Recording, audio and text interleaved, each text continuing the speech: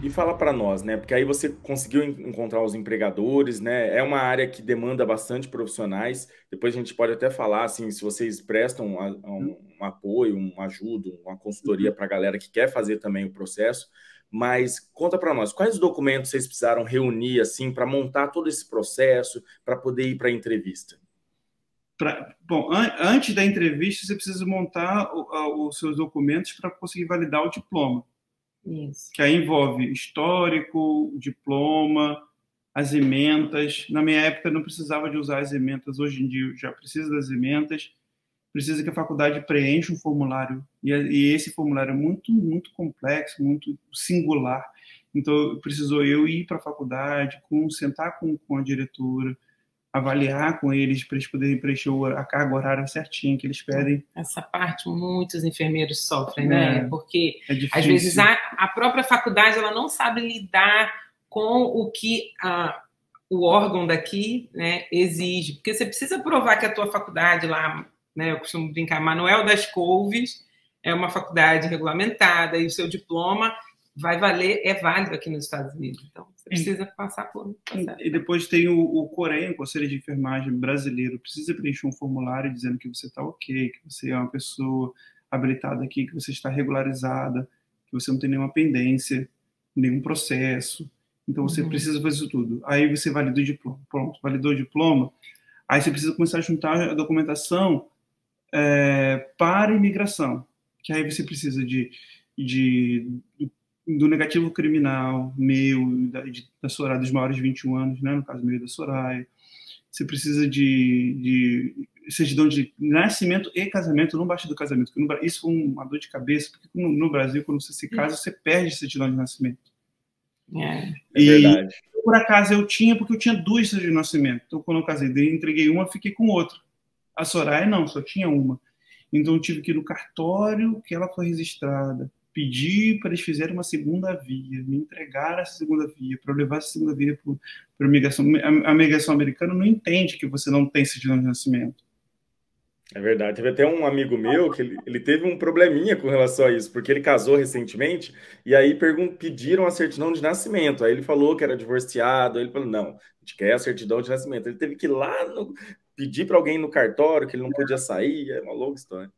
É exatamente isso. Então, você precisa disso. Você precisa de reunir, você precisa de comprovar a sua experiência aqui. Como você comprova a experiência aqui? Você preenche um formulário, o seu empregador, seu chefe preenche esse formulário, manda para a empresa vai ligar para o seu empregador para confirmar que você trabalha lá. Aqui não tem CLT. No Brasil, a forma de comprovar a experiência é com a CLT, né? Com a carteira de trabalho. Está aqui o trabalho. Aqui não existe isso, então você precisa de uma carta de recomendação, por tudo isso você precisa de se reunir, são documentos que você precisa reunir. Para a imigração é mais chatinho, mas geralmente tem o sponsor te back up, para te ajudar a te ajudar nessa documentação. Que aí o seu sponsor dizendo, me entrega esse documento, você vai enviando para ele e ele junta tudo. Bacana. E fala para nós, Márcio, teve algum documento que foi muito difícil para vocês reunirem? Porque nesses processos, às vezes, é tanta coisa, cara, que tem uma coisa que, além da certidão de nascimento, como você já mencionou, tem outras coisas que são bem complexas. Eu acho que o mais difícil foi a certidão de nascimento, que me deu mais dor de cabeça, porque geralmente, por exemplo, às vezes o cartório mudou de nome, mudou de local, então você tem que descobrir aonde fica o cartório, porque geralmente você pedir certidão de nascimento, se você tiver 35, 40, imagina só, você é um cartório que existia há 40 anos atrás, talvez não seja o mesmo cartório que existe hoje, então você vai ter que ir num lugar onde está. Então a maior dificuldade foi essa. Mas você tem a dificuldade de você conseguir, por exemplo, a certidão lembrei. Esse é o mais difícil. A sua impressão digital para poder enviar para cá, para a gente poder fazer o background check, a pesquisa do seu recorde, do seu histórico criminal aqui nos Estados Unidos. Então, eu tive que ir na Polícia Civil no Brasil, colher minhas impressões digitais num formulário que eu imprimi na internet. Porque aqui nos Estados Unidos existe você fazer tudo digitalmente. Você vai na empresa, digitaliza e envia para a empresa que quer que faz o Criminal Records.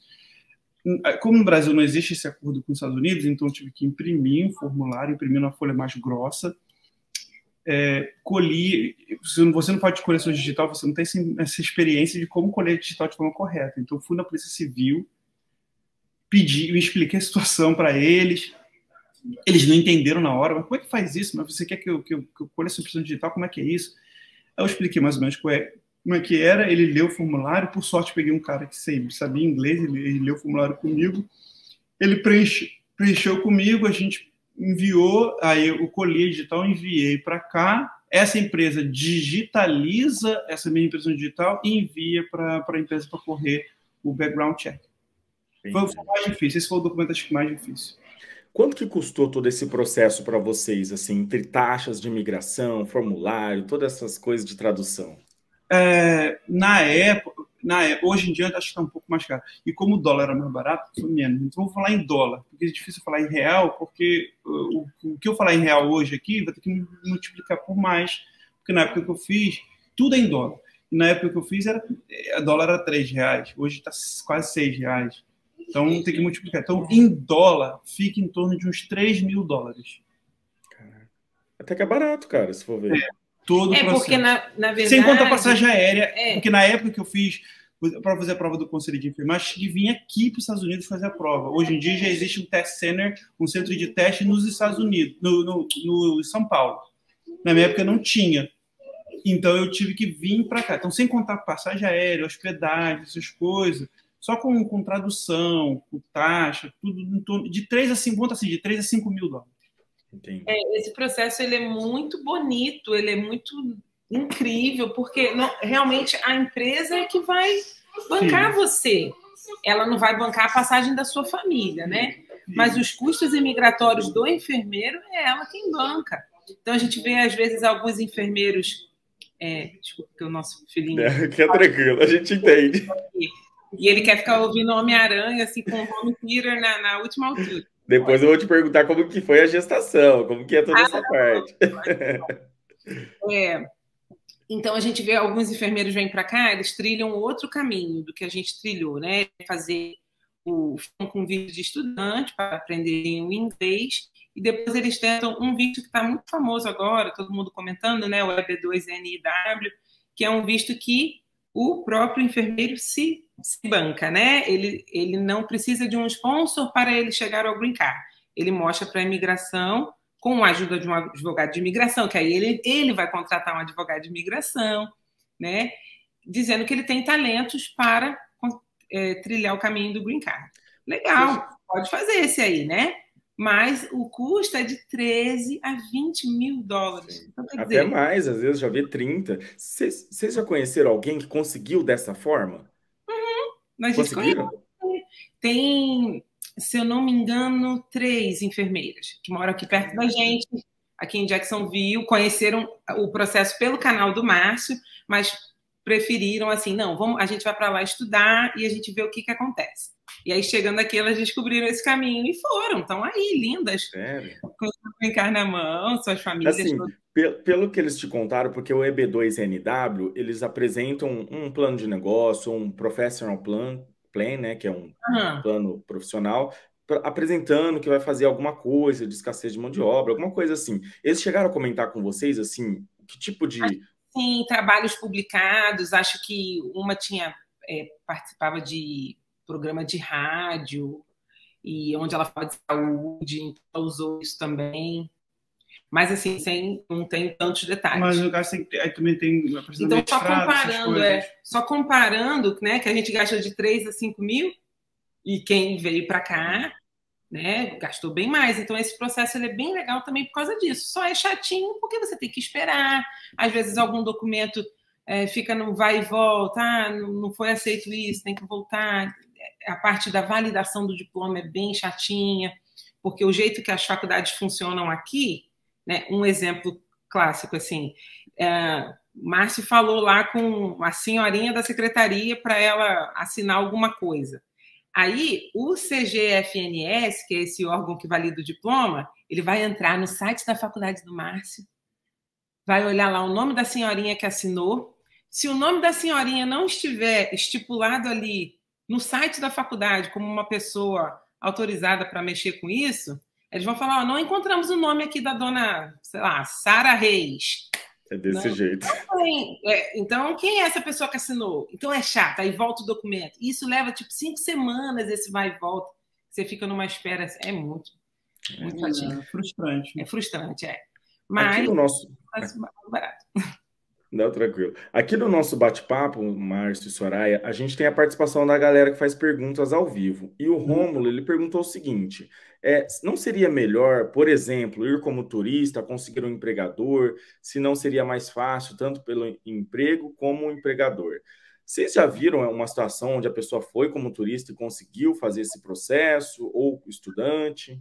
Eu nunca vi. E isso vai esbarrar na experiência, né? Não é só por isso. Assim, pensa só. Para a imigração, quando você entra como turista, você vem para turismo. Então, a imigração, ela pode pensar que pode associar com uma má fé sua. Se você veio para cá turismo e agora estamos querendo mudar para emprego, você veio para turismo ou veio para trabalhar? Então, a imigração